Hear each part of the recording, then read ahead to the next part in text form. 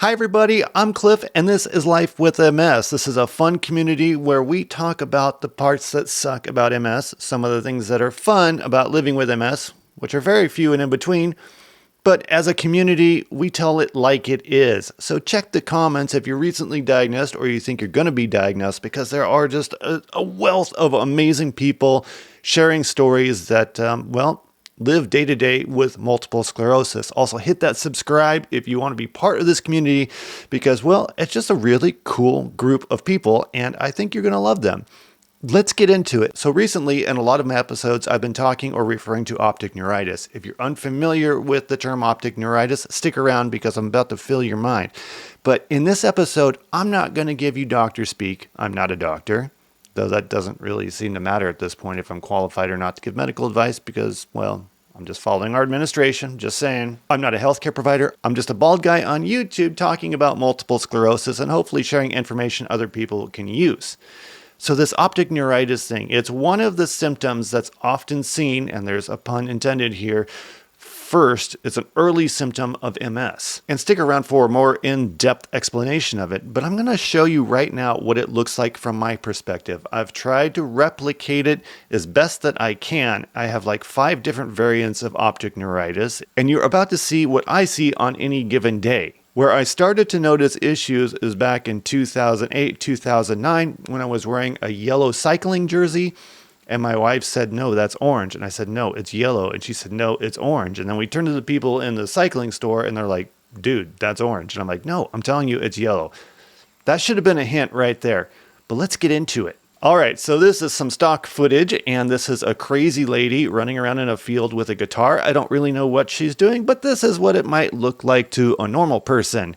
Yay, how fun is that? But when the optic neuritis kicks in, usually for me on hot days, or it can be any day, it doesn't seem to have any rhyme or reason, but there are definitely situations that activate it like hot days.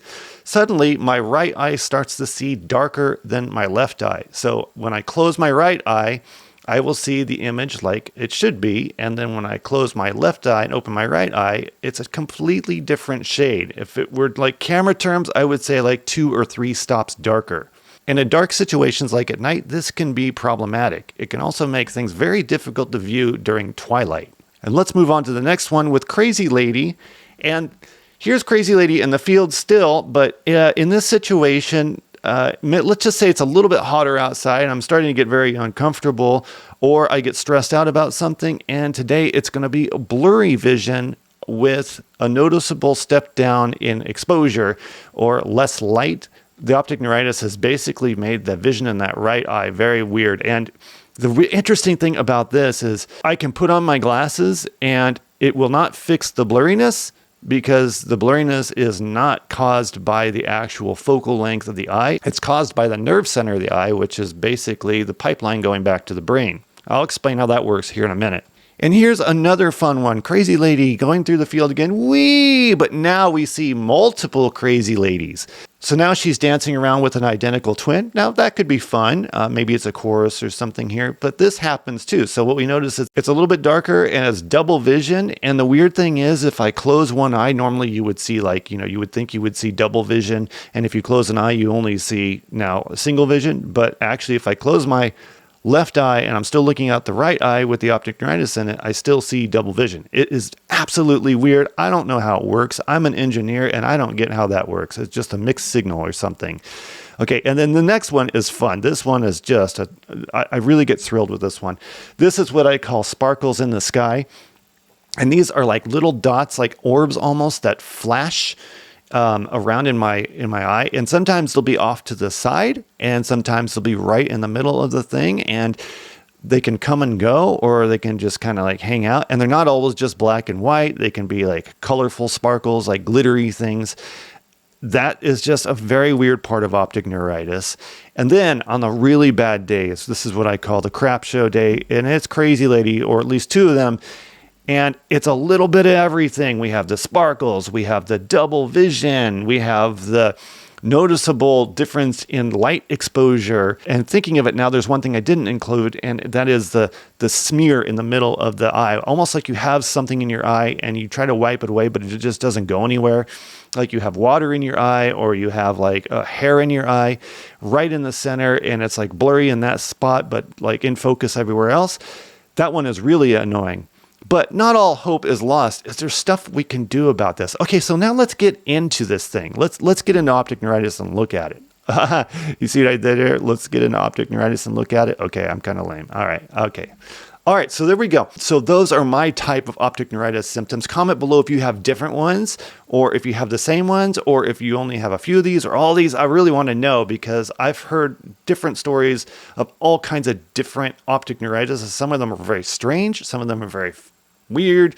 And some of them are really cool, like people think they're tripping on something. I don't know. All right, so let me explain this optic neuritis for you just a little bit better. And when does it happen? Well, it can happen over a few days. It can happen over a few hours. Sometimes it happens for a few minutes. I think it varies from person to person. And one of the things I hear in my support groups is, and one of the things I experience is a dull pain behind the eye before it starts.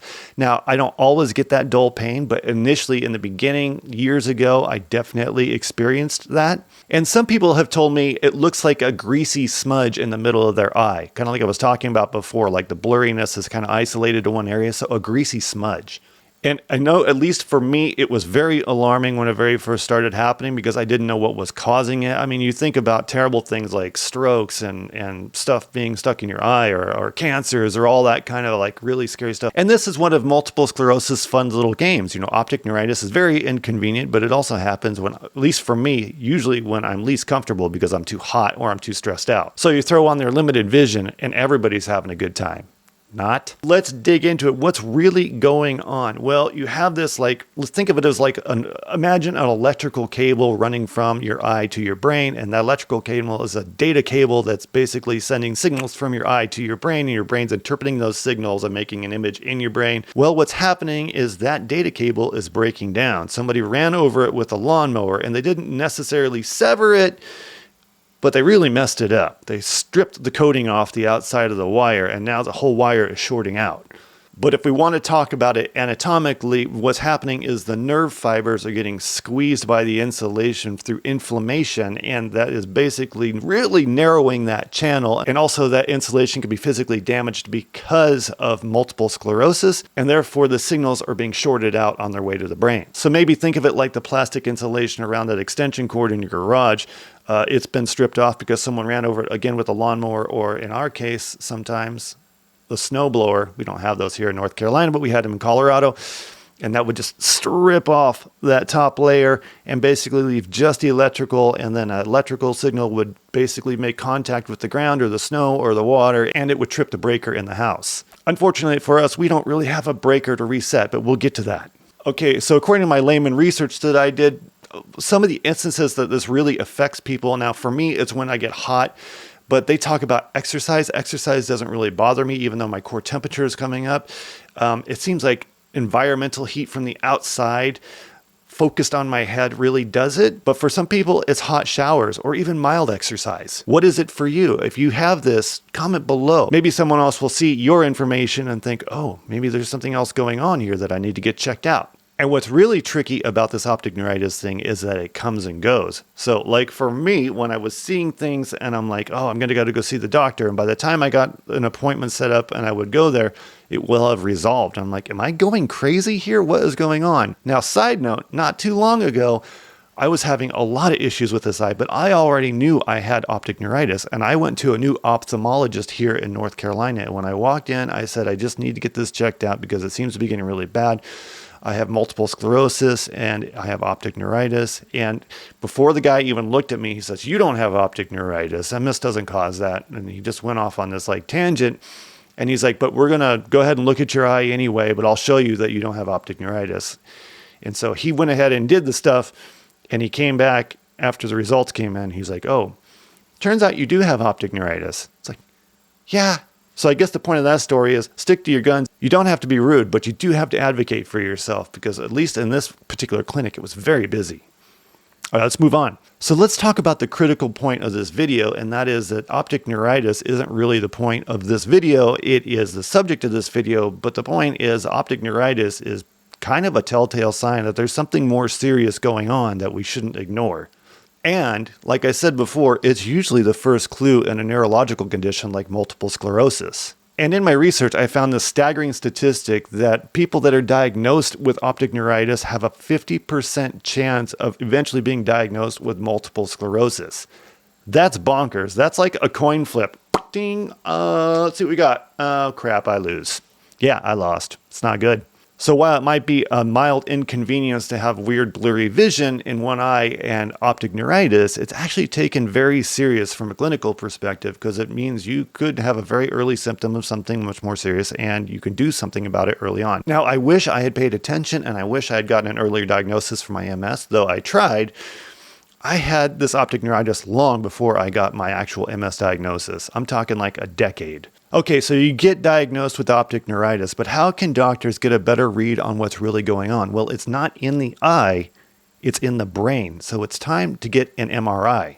That's a magnetic resonance imaging scan of your brain to see what else is happening. If that scan comes back clean or normal, then your chance of having MS drops to 25% over 15 years. But if that MRI shows something like lesions on the brain, suddenly it boosts up to an 80% chance of multiple sclerosis. And the nice thing about the MRI is it's a painless way to basically decide if this is a singular event or if this is a much bigger problem at hand. So before you do the MRI, you will get a hands-on clinical exam if MS is suspected, then the MRI. But this is going to follow a logical path. At least I think this is how most people do it. Again, I'm not a doctor, but according to my research, and that was certainly my experience as well. And sometimes there's more tests that are needed and you'll be sent off to an ophthalmologist who will look at the nerve inside the eye itself. In my case, I got the classic eye chart when I went to the ophthalmologist where we did the left eye first and then the right eye. The left eye did pretty well. The right eye did terrible because that's where I have the optic neuritis. Then we tested my color observations and then they did some like pressure testing on my eye with a little bit of air puff thing stuff, whatever that is. And then like also the swinging flashlight thing where they test how your eyes track. That is also another one. In my case, my right eye tracks a lot slower than my left eye, which is totally weird. The great thing about the ophthalmologist is they can get a very, very good idea of how effective your optic nerve is actually working, which you can basically tell them if you're like, dude, I can't see out of my eye.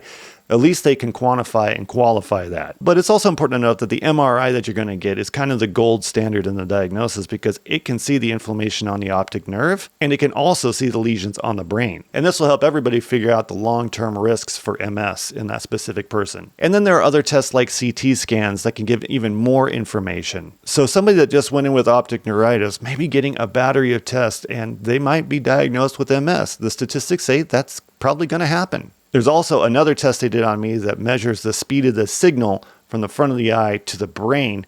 And if it's a slower signal from one side to the other, that tells them that there is some type of blockage or corruption in the nerve fibers going from the eye to the brain. And nerdy side note, the standard speed of an electrical signal across a nerve is anywhere from 2 miles an hour to 238 miles an hour. And that's based on the geometry and the physiology of that specific nerve. Cool fact, huh? All right, so now let's look at what are some of the options if this person has optic neuritis. Now, for me, it comes and goes. It's super annoying, but I deal with it.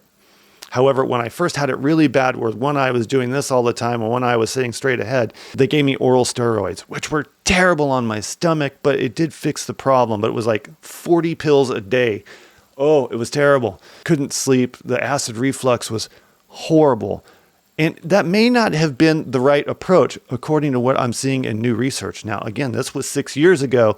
Things have changed. And the good news is, while it's initially scary and terrifying to have this specific MS symptom, or if it's just optic neuritis without the MS, it's not the end of the world. The initial vision loss or vision disruption is, I got to say, very, very scary. However, with timely treatments, usually done now with intravenous steroids, people can see a recovery from optic neuritis from a few days to a few weeks to a few months. For me, it never got 100% better, and I think it continues to get worse. And in most cases, from what I've read, most people with MS never fully recover from the degradation from optic neuritis, but it will come and go in terms of it will get worse for a little while and then it will get better. So It's a condition that can be lived with. All right, so to treat things immediately right now, like I said, they're using intravenous steroids, but things are getting exciting in this space. I've been following it closely because it's one of the symptoms that bugs me day to day. So for decades, we've been trying to manage the inflammation to help this thing, but that may not be the best approach. Now there's this whole approach about stopping it before it begins and also remyelinating or repairing that insulation on that nerve. So there are two things being studied right now. One is an old anti-seizure medicine, which is showing the ability to protect the myelin sheath before it's attacked by MS or something else. And then the second one is an over-the-counter antihistamine that people take for allergies that is showing the ability to basically regenerate that myelin material or that insulation around the nerve. This is crazy. These are both two readily available things, though they're still deeply in the study stage. They show very good promise. So we could go from playing defense with this stuff to playing offense. That means we're in control of the game. How cool is that? And I guess last but not least, if that's the case with optic neuritis, could this be the case with MS too? I leave you with that thought. My name is Cliff. This is Life with MS. I hope you enjoyed this video. More to come. I appreciate you all. You guys leave great comments. Thank you for the feedback on the survey about the live show and all the wonderful information about the last video where I was very concerned with a symptom that I was having. You guys really have put my mind at ease. Always. You're so great at that. I'll see you in the next video, and I'm out.